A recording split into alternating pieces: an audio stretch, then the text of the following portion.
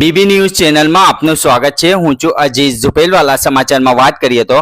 હજરત મોહમ્મદ મુસ્તફા સલ્લલ્લાહુ અલૈહિ વસલ્લમના જન્મદિવસ નિમિત્તે સમગ્ર મુસ્લિમ સમાજ દ્વારા ઈદે મિલાદુન નબીની ઉજવણી કરવામાં આવી હતી, જેના ભાગરૂપે વડોદરા શહેરના ફતેપુરામાં આવેલ મિસ્કીન એજ્યુકેશન વકફ કમિટી સંચાલિત મદ્રસે અહમદ મુસ્તફા સલ્લલ્લાહુ અલૈહિ વસલ્લમ ખાતે હિન્દુ મુસ્લિમ સમાજના સહિત આશરે 250 વિધવા બહેનોને 3 મહિના ચાલે એવી અનાજની કીટનું વિતરણ કરવામાં આવ્યું હતું। આ કાર્યક્રમમાં વડોદરા શહેર ડેપ્યુટી મેયર આદિત્યભાઈ પટેલ, ફતેપુરામાં આવેલા જૈન દેરાસરના ટ્રસ્ટી પ્રકાશભાઈ શેઠ, કુંભારવાડા પોલીસ સ્ટેશનના પીઆઈ પાંદોર સાહેબ, અગ્રણી સામાજિક કાર્યકર શાહિદભાઈ વારસી, કાઉન્સિલર શ્વેતાબેન ઉત્તેકર, સલીમભાઈ સંગમ દેરૈયા, રજાકભાઈ ધનીવાલા સહિત અનેક મહેમાનો હાજર રહ્યા હતા। કાર્યક્રમના અંતે મદ્રેસાના સદર હજરત મુફ્તી કારી અનસ સાહેબ શેઠવાલાએ આવેલા તમામ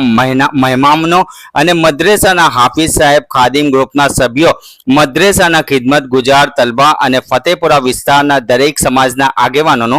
આ કાર્યક્રમને સફળ બનાવવા બદલ ખૂબ ખૂબ આભાર વ્યક્ત કર્યો હતો। અરે વાત અજીઝ ઝુપેલવાલા।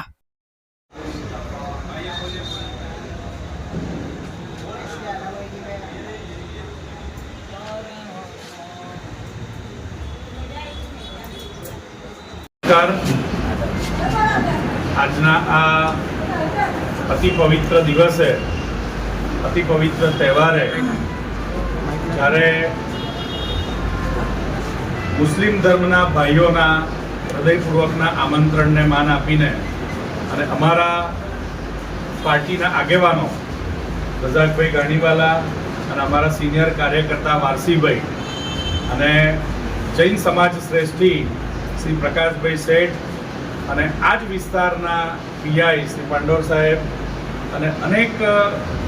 આગેવાનો અને ખાસ કરીને આજે કાર્યક્રમ વિધવા બહેનોને, જરૂરિયાત બહેનોને અનાજ વિતરણની કીટના કાર્યક્રમનો પ્રસંગ આજના સુંદર દિવસે જ્યારે મૌલવી સાહેબ દ્વારા જે કરવામાં આવ્યો છે, તો આ કાર્યક્રમમાં સેવા, સદભાવ,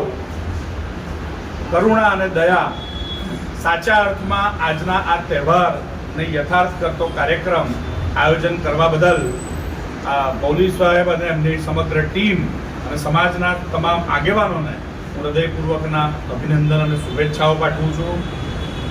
આ પ્રકારના કાર્યક્રમો સમાજના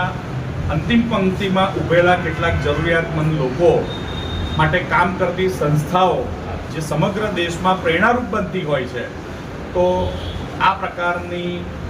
અન્ય સમાજોએ પણ ઉદાહરણ લેવું જોઈએ અને ફરીથી એકવાર